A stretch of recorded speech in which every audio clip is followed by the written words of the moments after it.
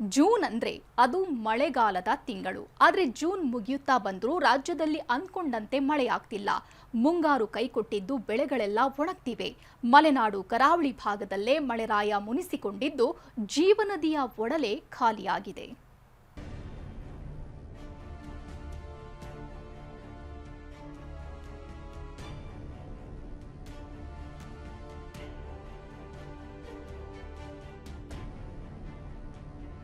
June ತಿಂಗಳ ಅಂತ್ಯಕ್ಕೆ ಬಂದಿದ್ದೇವೆ.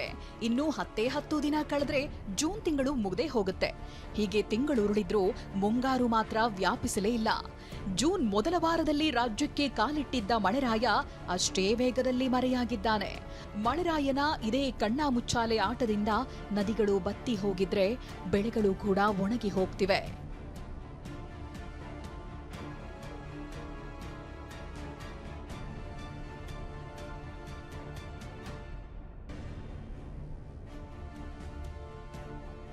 ರಾಜ್ಯದಲ್ಲಿ ಕೈಕೊಟ್ಟ ಮುಂಗಾರು, ಅನ್ನದಾತ ಕಂಗಾಲು.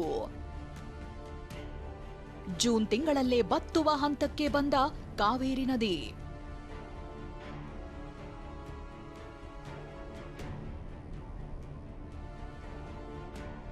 ಕಾವೇರಿ ಕರುನಾಡಿನ ಜೀವನದಿ. ಕೊಡಗಿನಲ್ಲಿ ಹುಟ್ಟಿ ಬೆಂಗಳೂರಿನ ಕೋಟಿ ಕೋಟಿ ಜನರಿಗೆ ನೀರುಣಿಸೋ ಜೀವನದಿ. ಆದ್ರೆ ಇದೇ ಜೀವನದಿಗೆ ಈಗ ಜೀವ ಉಳಿದ್ರೆ ಸಾಕು ಅನ್ನುವಂತಾಗಿದೆ.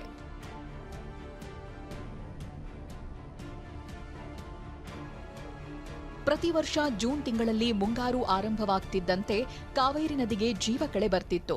ಕೊಡಗು ಜಿಲ್ಲೆಯಲ್ಲಿನ ಮಳೆಯಾರ್ಭಟದಿಂದ ಮೈದುಂಬಿ ಹರಿಯುತ್ತಿತ್ತು. ಆದ್ರೀಗ ಕೊಡಗು ಜಿಲ್ಲೆಯಲ್ಲೇ ಮುಂಗಾರು ಕೈಕೊಟ್ಟಿದ್ದು ಕಾವೇರಿ ನದಿಯಲ್ಲಿ 1 ಅಡಿ ಕೂಡ ನೀರಿಲ್ಲ.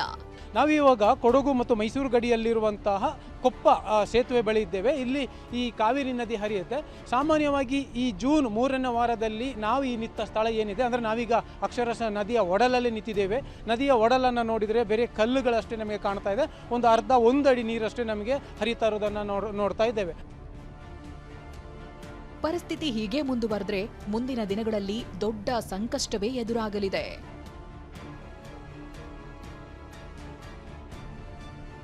ಕಾವೇರಿ ಕೊಡಗಿನಲ್ಲಿ ಹುಟ್ಟಿದ್ರೂ ಮೈಸೂರು, ಮಂಡ್ಯ, ಬೆಂಗಳೂರು, ಚಾಮರಾಜನಗರ ಜಿಲ್ಲೆಗಳ ಜೀವನಾಡಿ. ತಮಿಳುನಾಡಿಗೂ ಇದೇ ನದಿ ನೀರೇ ಆಸರೆ. ಆದ್ರೆ ಜೂನ್ 3ನೇ ವಾರ ಮುಗಿದ್ರೂ ಕಾವೇರಿ ಮೈದುಂಬದೇ ಇರೋದು ಎಲ್ಲರ ಆತಂಕಕ್ಕೆ ಕಾರಣವಾಗಿದೆ. ಹವಾಮಾನ ವರದಿ ಪ್ರಕಾರ ಕೊಡಗಿನಲ್ಲಿ ಈ ಬಾರಿ 60% ಮಳೆ ಕೊರತೆಯಾಗಲಿದೆ. ಹೀಗಾಗಿ ಕರ್ನಾಟಕ, ತಮಿಳುನಾಡು ನಡುವೆ ಮತ್ತೆ ಕಾವೇರಿ ಖ್ಯಾತೆ ಶುರುವಾಗೋ ಸಾಧ್ಯತೆ ಇದೆ.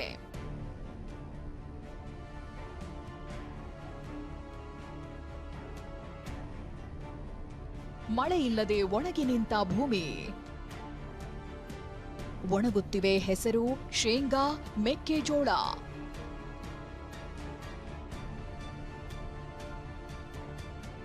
ಇನ್ನು ಗದಗ ಜಿಲ್ಲೆಯಲ್ಲಿ ಈ ಬಾರಿ ಜೂನ್ ಮೊದಲ ವಾರದಲ್ಲೇ ಮಳೆ ಬಿದ್ದಿದ್ರಿಂದ ರೈತರು ಖುಷಿಯಾಗಿ ಬಿತ್ತನೆ ಮಾಡಿದ್ರು.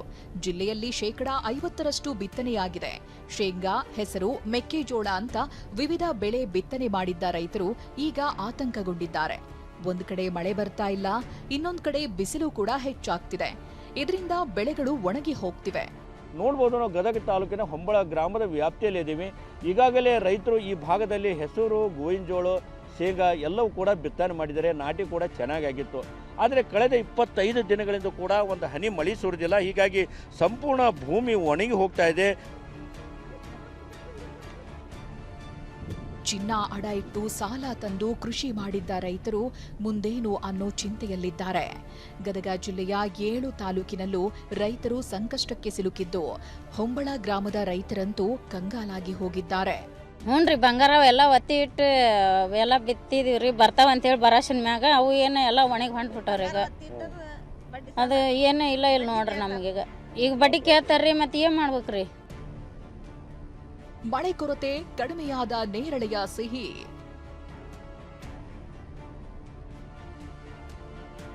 ಬೀದರ್ ಜಿಲ್ಲೆಯಲ್ಲಿ ನೇರಳೆ ಬೆಳೆಯನ್ನ ಹೆಚ್ಚಾಗಿ ಬೆಳೀತಾರೆ. ಆದರೆ ಈ ಬಾರಿ ಮಳೆ ಕೊರತೆಯಿಂದಾಗಿ ನೇರಳೆಯ ಗಾತ್ರ ಕಡಿಮೆಯಾಗಿದೆ. ಅಷ್ಟೇ ಅಲ್ಲ, ಹಣ್ಣಿನಲ್ಲಿ ಸಿಹಿ ಅಂಶವೂ ಕಡಿಮೆಯಾಗಿದೆ. 2 ತಿಂಗಳಿನಿಂದ ಸಮರ್ಪಕ ಮಳೆಯಾಗದ ಕಾರಣ ಮಣ್ಣಿನಲ್ಲಿ ತೇವಾಂಶದ ಕೊರತೆ ಉಂಟಾಗಿದೆ. ಇದರ ಪರಿಣಾಮ ಹಣ್ಣುಗಳ ಗುಣಮಟ್ಟದ ಮೇಲೂ ಬಿದ್ದಿದೆ. ಈ ನೇರಳೆ ಹಣ್ಣು ಬೆಳೆದಂಥ ರೈತರಿಗೂ ಕೂಡ ಮಳೆ ಆಗದೇ ಇರೋ ಪರಿಣಾಮವಾಗಿ ಸಾಕಷ್ಟು ನಷ್ಟನ ಅನುಭವಿಸುವಂಥ ಸ್ಥಿತಿ ಕೂಡ ನಿರ್ಮಾಣ ಆಗಿರ್ತಕ್ಕಂಥದ್ದು. ಸದ್ಯ ನಾನು ಬೀದರ್ ತಾಲೂಕಿನ ಮಣ್ಣಳ್ಳಿ ಗ್ರಾಮದಲ್ಲಿರ್ತಕ್ಕಂಥ ಒಂದು ನೇರಳೆ ತೋಟದಲ್ಲಿ ಸದ್ಯ ನಾನು ಇರ್ತಕ್ಕಂಥದ್ದು. ಇಲ್ಲಿ ನೇರಳೆ ತೋಟದಲ್ಲಿ ಕೂಡ ಈಗ ಮಳೆ ಆಗದ ಪರಿಣಾಮವಾಗಿ ನೇರಳೆ ಹಣ್ಣಿನ ಗಾತ್ರದಲ್ಲೂ ಕೂಡ ಭಾಳ ಚಿಕ್ಕ ಚಿಕ್ಕ ಗಾತ್ರದಲ್ಲೂ ಬಂದಿರತಕ್ಕಂಥದ್ದು. ಹೀಗೆ ಹಣ್ಣು ಗುಣಮಟ್ಟ ಕಳೆದುಕೊಂಡಿರೋದ್ರಿಂದ ಹಣ್ಣಿನ ದರ ಕೂಡ ಇಳಿಕೆಯಾಗಿದೆ. ಒಂದ್ ಕಡೆ ಮಳೆ ಕೈಕೊಟ್ಟಿದ್ರೆ ಇನ್ನೊಂದ್ ಕಡೆ ವಿದ್ಯುತ್ ಕೂಡ ಕಣ್ಣಾಮುಚ್ಚಾಲೆಯಾಡ್ತಿದೆ. ಇದರಿಂದ ರೋಸಿ ಹೋಗಿರೋ ಧಾರವಾಡದ ರೈತರು ಇಂದು ಪ್ರತಿಭಟನೆಗಿಳಿದಿದ್ರು. ದಿನಕ್ಕೆ ಕೇವಲ 7 ಗಂಟೆ ಮಾತ್ರ ಕರೆಂಟ್ ನೀಡ್ತಿದ್ದಾರೆ, ಇದು ಸಾಲೋದಿಲ್ಲ, ದಿನದ 24 ಗಂಟೆಯೂ ವಿದ್ಯುತ್ ಪೂರೈಸಿ ಅಂತ ಧಾರವಾಡ ಜಿಲ್ಲೆ ಚಬ್ಬಿ ಗ್ರಾಮದ ರೈತರು ಜಿಲ್ಲಾಧಿಕಾರಿಗಳ ಮೂಲಕ ಕೆಪಿಟಿಸಿಎಲ್ಗೆ ಮನವಿ ಸಲ್ಲಿಸಿದ್ರು.